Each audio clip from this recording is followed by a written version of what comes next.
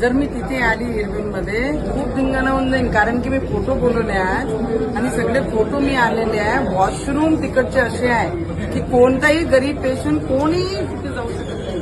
काय करत आहे आपले जे कॉन्ट्रॅक्ट ज्यांनी घेतलेला आहे साफसफाईचा, काय करतायत ते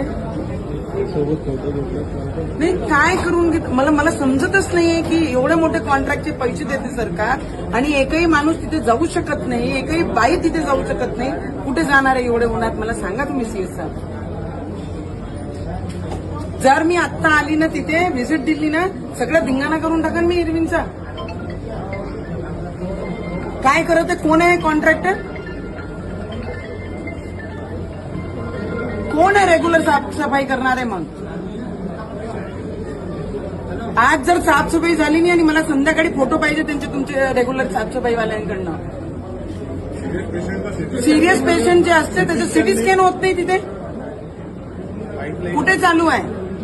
4-4 लोक सीएस साहेब आमचे हॉस्पिटलचे कामं करणारे आहेत तिथे. 4-4 लोक मला सांगतात की सिटी स्कॅन अर्जंट जर आम्हाला करायचं कोणत्या पेशंटचा, तर आपल्या पेशंटचे सिटी स्कॅन होत नाही. नंबर वॉर्डमध्ये एक पेशंट असतो कालपासून ऍडमिट आहे. अरे कालपासून ऍडमिट आहे एक पेशंट आमचा सीएस साहेब, त्याची सिटी स्कॅन होत नाहीये. विचारा तुम्ही का होत नाही म्हणून.